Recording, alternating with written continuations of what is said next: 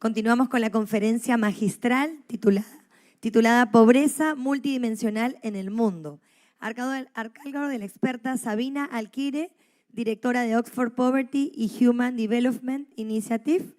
Así que un fuerte aplauso para ella.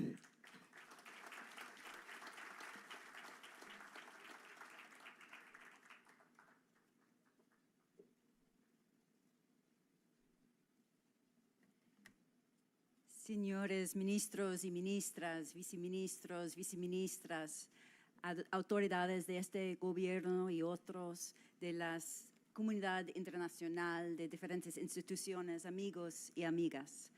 Realmente para mí es un honor estar aquí en la Semana de la Inclusión Social en Perú y entender y experimentar este fuerte compromiso a la reducción de la pobreza en todas las dimensiones y la inclusión de todas partes de la población, dejando a nadie atrás.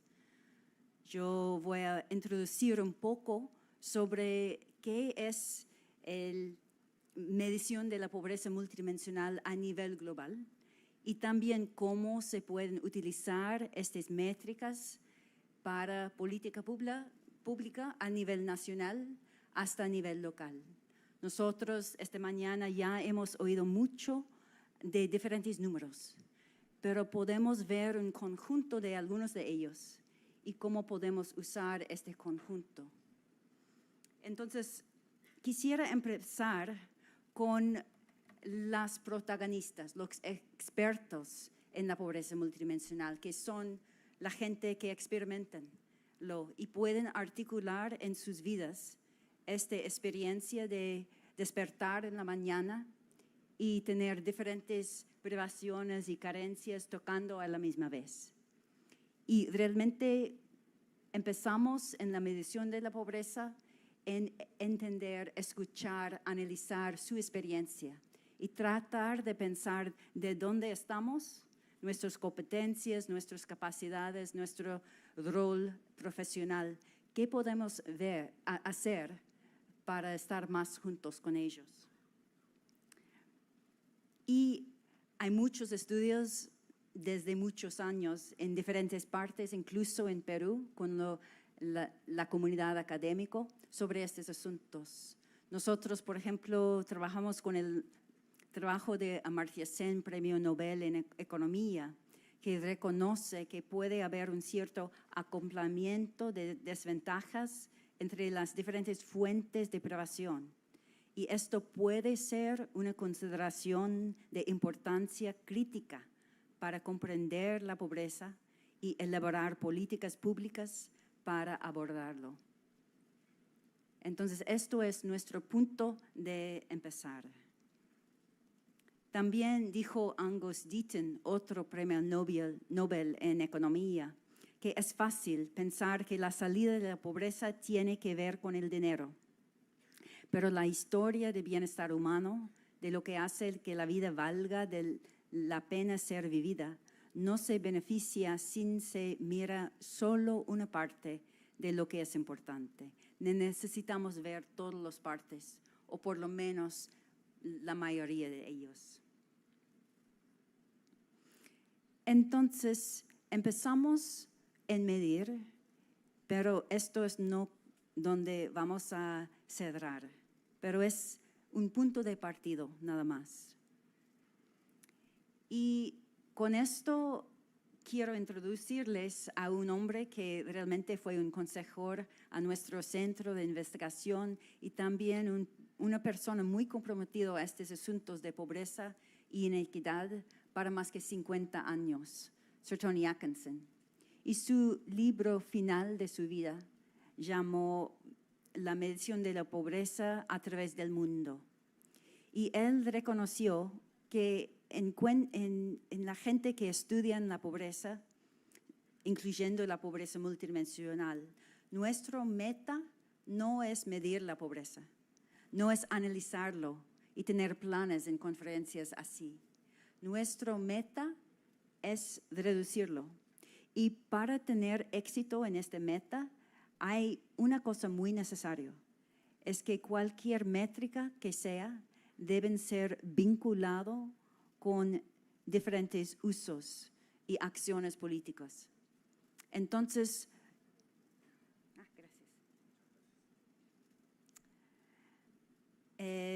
las estadísticas son un indicador de rendimiento de una sociedad y podemos verlo especialmente en los indicadores del ODS, por ejemplo, a nivel nacional y también en la ponencia del ministro y de la señora presidente hoy. Entendemos que las métricas son importantes porque reflexionan o pueden guiar acciones en el espacio político. Por eso estamos empezando con la métrica.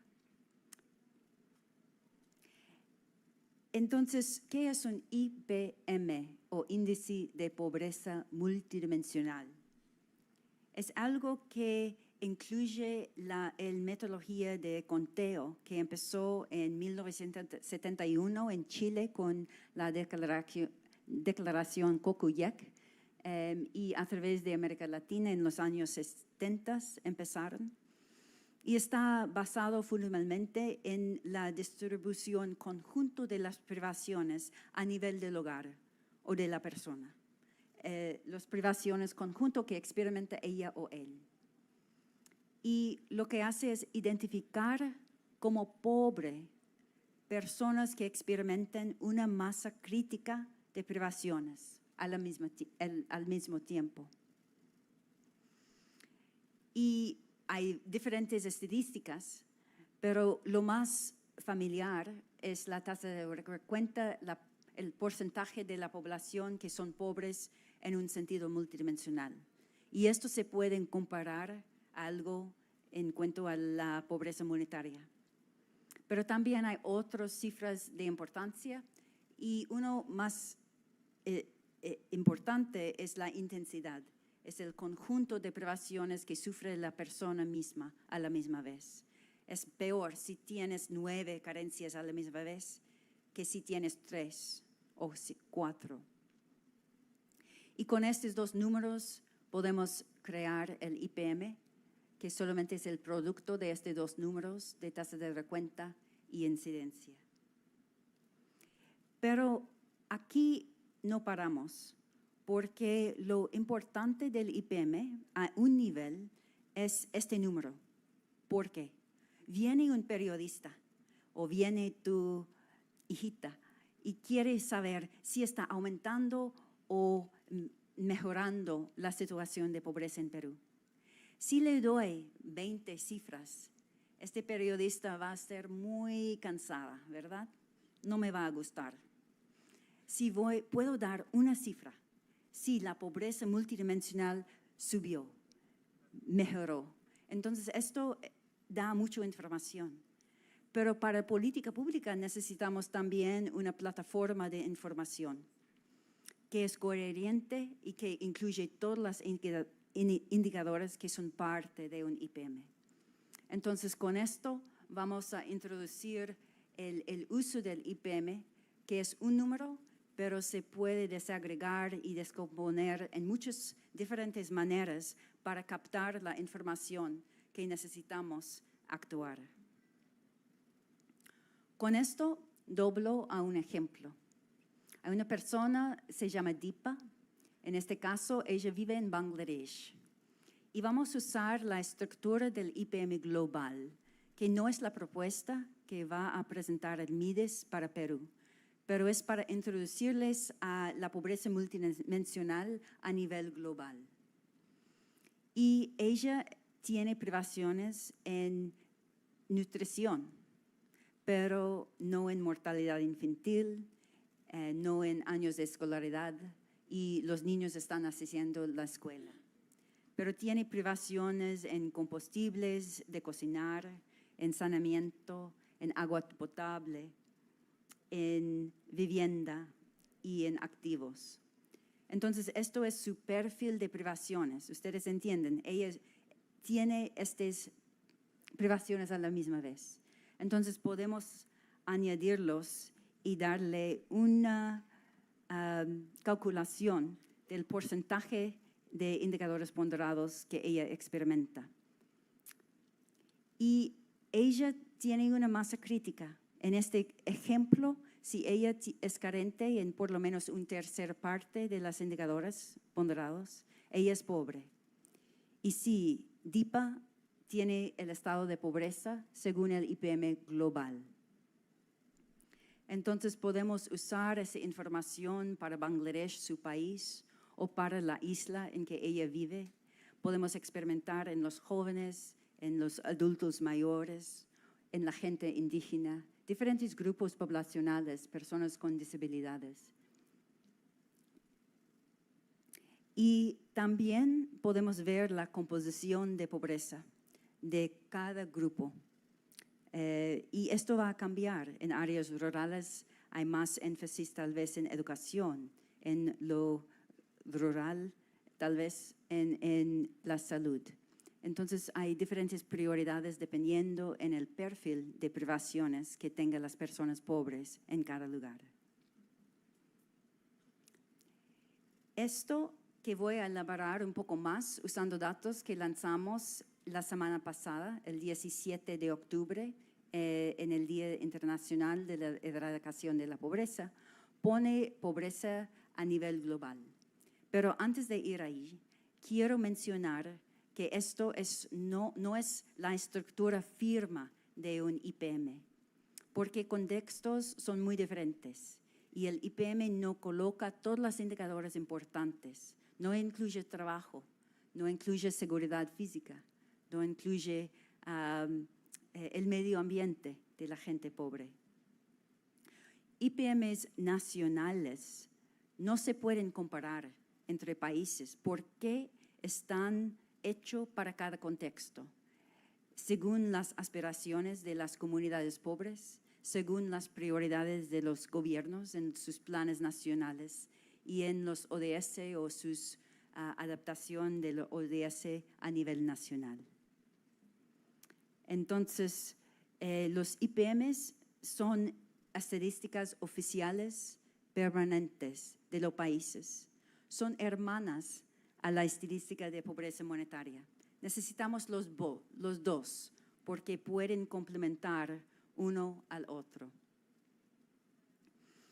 Y estas estadísticas nacionales, como vamos a ver, están reportadas en los ODS y utilizadas para política pública en una manera muy energética, muy específico, que vamos a hablar un poco después. A ver, en cuanto a los IPMs nacionales, en este momento 84 países, 3.6 mil millones de personas reportan su IPM nacional. Y 3 mil millones de estas personas viven en países que reportan un IPM hecho por esta metodología que acaba de explicar en el base de datos global de los ODS. Entonces, 12 de estos países están en América Latina y los demás están en otras regiones. Y esto incluye otros países en Asia, en África, en Europa, en los Estados Árabes.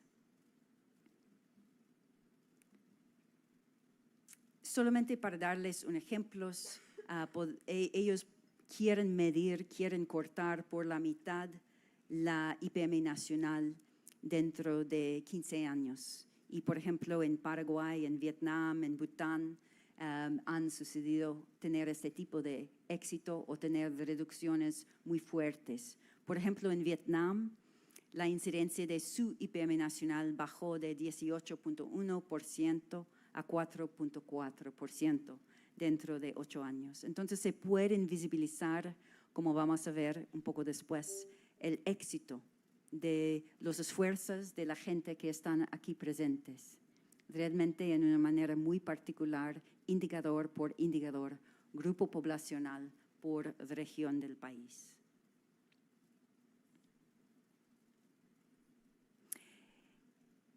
Ahora, antes de compartir los resultados, quiero mencionar que fuera de los países, fuera del IPM global, hay otros grupos que están reconociendo la importancia de medir la pobreza multidimensional Por ejemplo, en las Naciones Unidas, estamos ahora en el tercer decenio de las Naciones Unidas para la erradicación de la pobreza.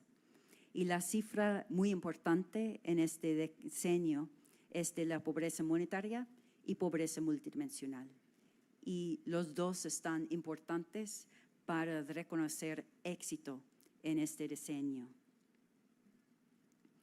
Otro ejemplo son los ODS. El primer ODS es poner fin a la pobreza en todas sus formas, incluso monetaria e incluso multidimensional, en todo el mundo. El primer objetivo es erradicar la pobreza monetaria extrema. El segundo objetivo de 169 objetivos es cortar la pobreza multidimensional por la mitad. Los ODS reconocen la reducción de pobreza en todas sus dimensiones como el desafío global más grande en el mundo. Entonces, esto da una recognición de la importancia de la pobreza multidimensional que está central a esta semana de inclusión de MIDES que estamos considerando aquí.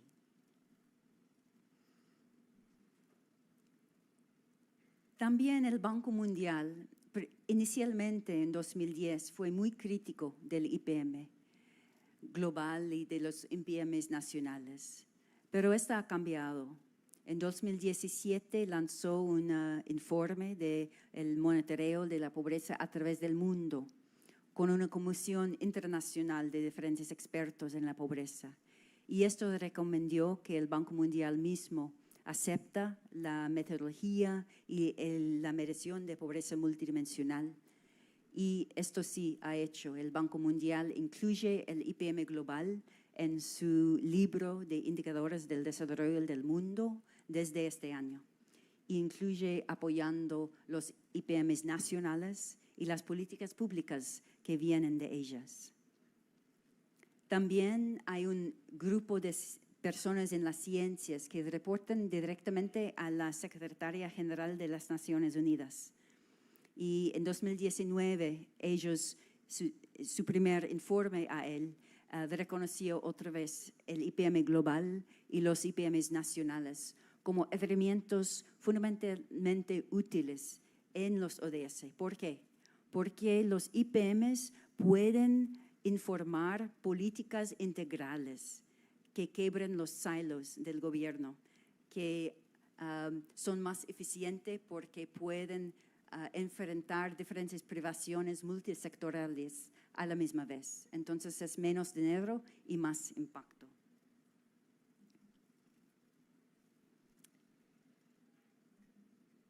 Bueno, entonces al final de esta parte quiero reconocer que hay un grupo de naciones que tienen un interés en el IPM y que están usándolo, están desarrollándolo, están hablando. Y este grupo en este momento incluye 64 naciones y 20 de ellos están en América Latina.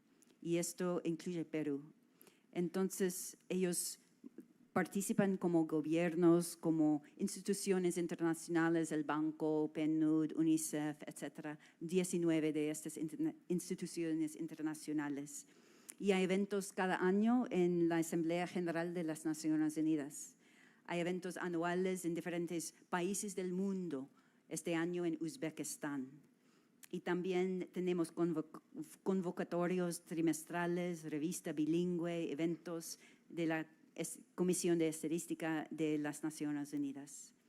Y nuestra junta de directiva incluye Bangladesh, China, Colombia, Sudáfrica, y OFI somos la secretaria de esta red Sur-Sur.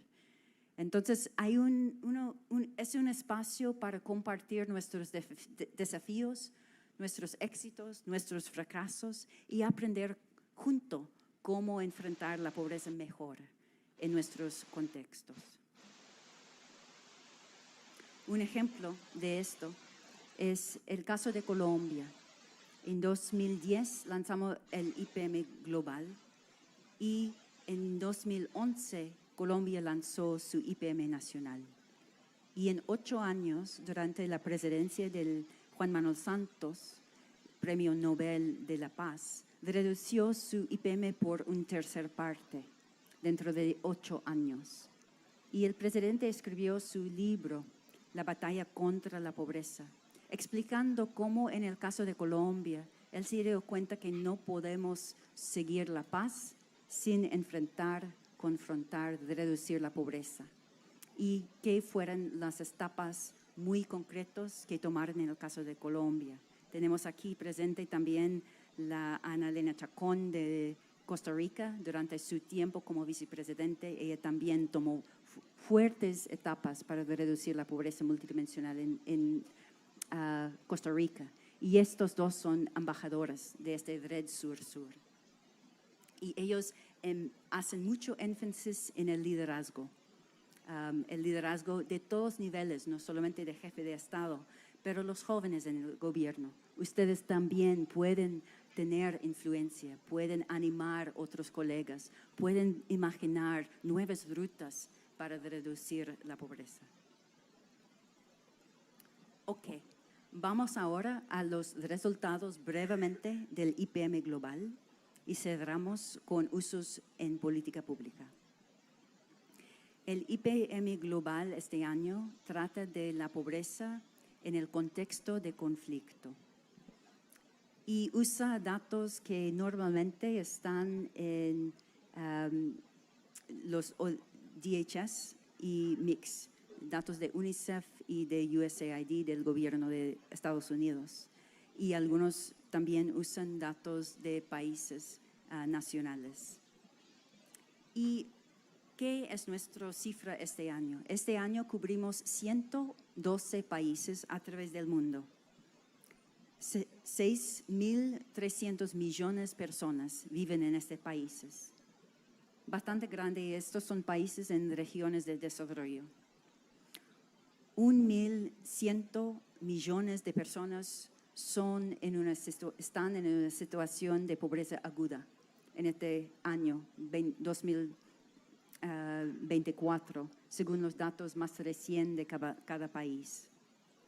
La mayoría, 84, en áreas rurales, en África subsahariana y Surasia, y la mayoría también en países de ingresos medios. Ahora quiero hacer una pausa a preguntar qué número sería si no tenemos un IPM. ¿Qué piensas? Si introducir las 10 indicadores de desnutrición, mortalidad infantil, años de escolaridad, la falta de asistencia de la escuela, falta de agua, saneamiento, vivienda, electricidad. Si no podemos identificar las personas que experimentan por lo menos una tercera parte de privaciones en estas dimensiones, ¿qué en su opinión sería este número, esta cifra de personas que tienen cualquier carencia en el mundo de estos 10 solamente? Es 4.300 millones de personas. Nosotros queremos no dejar a nadie atrás. No tenemos recursos infinitos. Necesitamos priorizar. Entonces, es muy importante identificar quién es pobre, quién lleva una masa crítica de carencias y identificarlos como pobres. Si solamente tenía una tablera de control de 10 indicadores, sería muy difícil priorizar porque no podemos ver 1.100 millones de personas. Ahora, quiero reconocer que pobreza trata de todo el mundo, pero especialmente a los jóvenes menos de 18 años, que llamamos niños. La mitad de la gente pobre son niños, menos de 18 años. Y esto es verdad no solamente en los países más pobres, pero también en los países menos pobres. Por ejemplo, Argentina, Tonga, Turkmenistán, Jordania. En todos estos países, menos que 1% de la población son pobres, pero todavía más que la mitad de la gente pobre son niños y niñas. Realmente necesitamos en todo contexto enfrentar y apoyar los jóvenes en su condición. Perú está ahí, es un poco mejor, es como 40%, entonces todavía alto, pero no tanto como otros países. Y las indicadoras que tienen carencias más grandes realmente son combustible, vivienda, saneamiento y desnutrición. Y vamos a regresar y hablar sobre estos. Ahora vamos a tomar un paso a través de la acción. El IPM puede ser considerado como la altura de todas las privaciones de toda la gente pobre. Si ponemos con sus ponderaciones uno sobre el otro, la altura es el nivel del IPM. Entonces ustedes pueden ver aquí todas las privaciones en cada una de las indicadoras de las regiones del mundo a la izquierda. Y en el centro son los países de África. La tasa de incidencia es 1% en Seychelles, 91% de la población es pobre en Níger. Y dentro de cada país también podemos ver el rango de diferentes niveles de privación. Tenemos desagregación por 1.359 grupos subnacionales a través de estos países. Por ejemplo, en el caso de Senegal, va desde 21% hasta 88%. En Perú, en Loreto, según el IPM global, 23% de la población son pobres. En Lima o Callao, menos que 1%. Necesitamos noticias felices, especialmente estos días. En cuanto al IPM global, que mide la pobreza aguda, 25 países han cortado su IPM por la mitad en algún periodo. Y esto incluye Perú. Esto no es la medición adecuada para Perú, porque Perú no es un país de medio ingreso, mucho más aspiración. El IPM global no trata de los estándares en este país, pero todavía en este nivel de pobreza muy aguda ha reducido por la mitad dentro de 10 años, según cifras que calculamos, estimamos aquí en OFI con PNUD. Y el número final de esta parte es de la India. La India es un país muy grande y muy pobre. En 2005-06, 55% de la población de la India tenía una situación de pobreza aguda. Pero en 15 años, 415 millones de personas salieron de la pobreza en la India. Ahora es 16.4% de la población que son pobres. En cuanto a no dejar a nadie atrás, los estados más pobres reducieron la pobreza más rápido. Los niños fueron los más pobres, reducieron más rápido. Los indígenas, Scheduled Caste, Scheduled Tribe, fueron más pobres y lo reducieron más rápido. Y también los grupos religiosos más pobres lo reducieron más rápido. Es un muy buen ejemplo de la inclusión social para esta semana de Mides. Ahora, nuestro tema de este informe global es el conflicto y quiero reconocer a mi colega Ricardo Nojales que hizo este trabajo de investigación sobre pobreza y conflicto.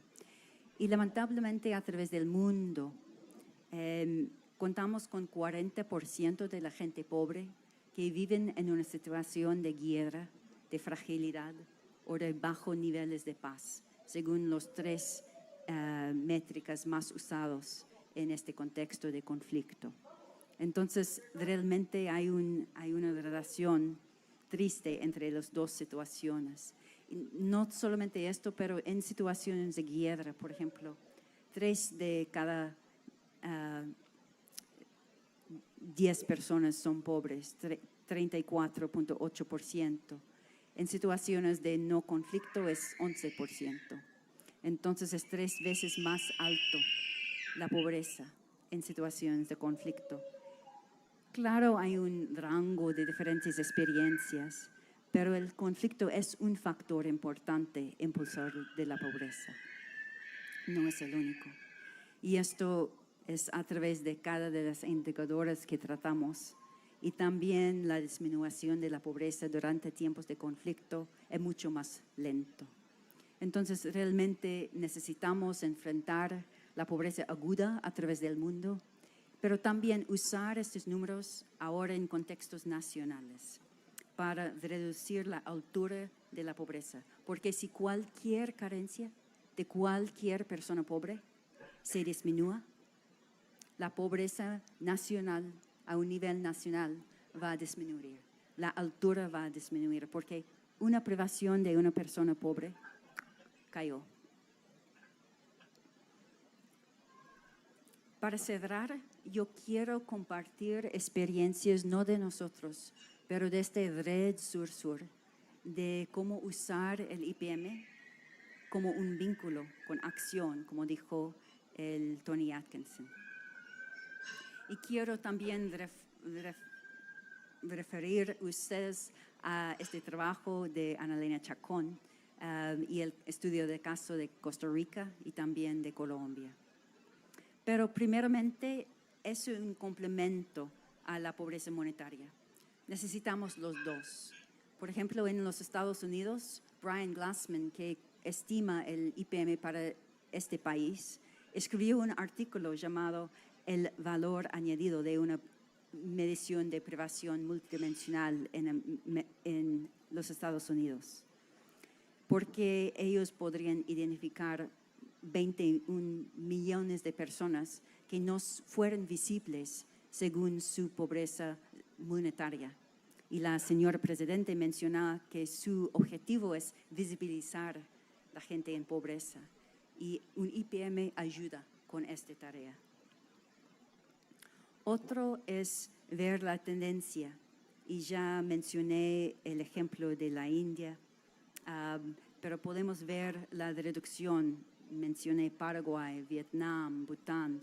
Cualquier país pueden ver a través del tiempo, no solamente a nivel nacional, pero por grupos indígenas, personas con discapacidades, diferentes grupos poblacionales, cómo fue su experiencia de la pobreza en el año pasado.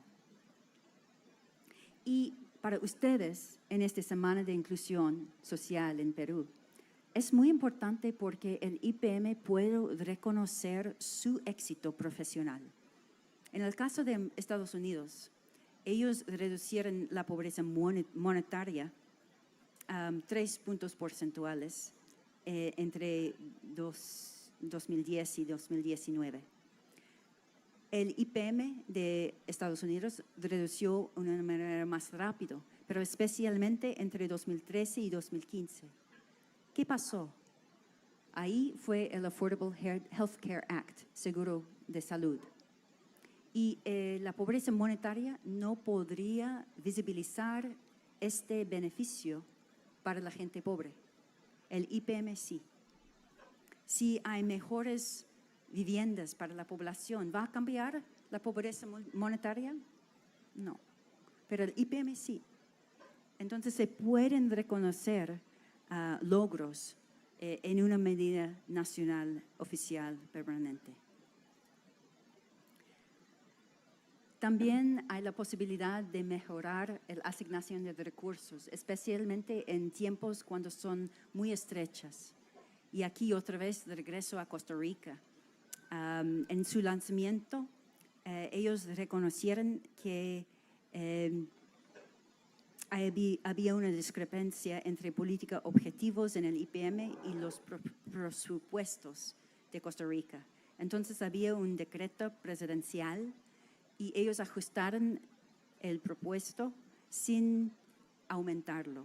Y como ustedes pueden ver en la lámina, había una aceleración en la reducción de la pobreza multidimensional. Entonces, puede ser un herramienta al lado de otros dónde y cómo debemos enfocar los recursos públicos. Y ya mencionaron el uso de registros sociales. Vamos a tener una sesión en la tarde sobre esto. La focalización del hogar y también de las áreas pobres es algo muy importante. Y muchos países, de Colombia a Vietnam a China, usan un IPM para focalizar los hogares en pobreza. Y también en situaciones como Panamá, con la ayuda de PNUD otra vez, ellos podrían ver que sí, en la ciudad de Panamá, tal vez 6% de la población son pobres, pero en las comarcas indígenas fueron mucho más alto. Entonces, sí se pueden focalizar los esfuerzos en estas áreas y entender más bien la experiencia de la gente, sus definiciones de carencias y estar al lado de ellos. En términos de gestión, muchas personas en este cuarto tal vez son managers y pueden usar el IPM como un indicador de desempeño y usarlo para gestión. Y esto fue el caso de Colombia, por ejemplo, usaron estratégicas del Barber Deliverology, de McKinsey, para ligar el IPM con los metas de cada año y ver, usando un tablero de control, qué están pasando muy bien, qué está bloqueado, cómo debemos invertirnos como un grupo de ministros para suceder el éxito en este área. Porque la reducción de la pobreza no es para una persona, un ministerio, un gobierno. Es un tarea de un equipo y necesitamos coordinar nuestro trabajo para tener éxito. Si yo solamente quiero jugar fútbol sola, no puedo. Necesitamos un equipo y el IPM es un herramienta de coordinación. Y por fin necesitamos amigos, los estudiantes, los jóvenes en las comunidades, los ONGs, el sector privado, las organizaciones del FE, diferentes partes del gobierno de la comunidad internacional. Entonces, comunicar con los periodistas, comunicar, por ejemplo, el país de Ghana tiene 261 reportes de la pobreza a situaciones locales usando su censo para que los gobiernos locales saben la cara de pobreza en su situación y saben qué hacer para juntar sus esfuerzos con los objetivos nacionales. Yo solamente he mencionado algunos de los usos, pero creo que ustedes ya tienen una idea de qué es un IPM, de cómo es la situación global de pobreza multidimensional aguda y también en situaciones de conflicto. Y en diferentes países, usando su IPM oficial permanente, ¿cómo pueden usarlo para acelerar la reducción de la pobreza? Más que esto, para algunos de ustedes con especialidades, solo voy a mencionar que tenemos estudios de género. Podemos desagregar y analizar indicadores del IPM por género.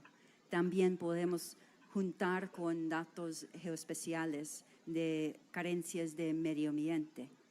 También podemos ver otros cortes de pobreza moderado.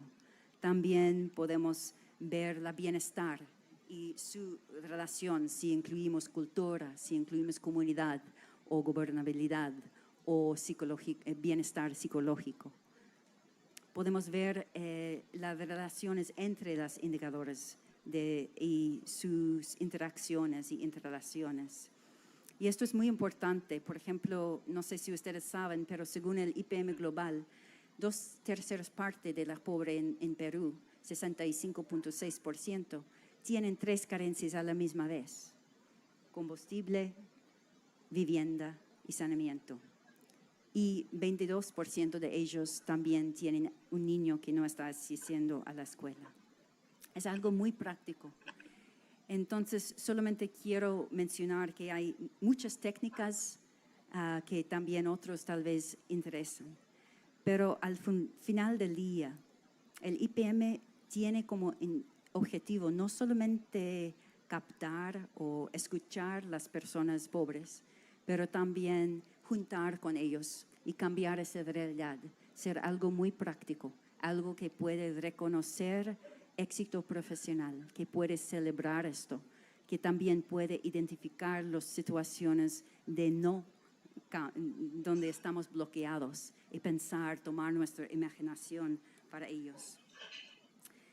En las ponencias de la mañana escuchamos que necesitamos creatividad, que necesitamos valores inquebrantes, una perspectiva fresca, disruptiva, con firme determinación. Entonces espero que el IPM Global es una introducción, pero más que esto, espero que la propuesta de una IPM nacional para Perú realmente sería una manera de juntarnos, de tomar más acción más eficientemente y más visiblemente en el futuro. Gracias.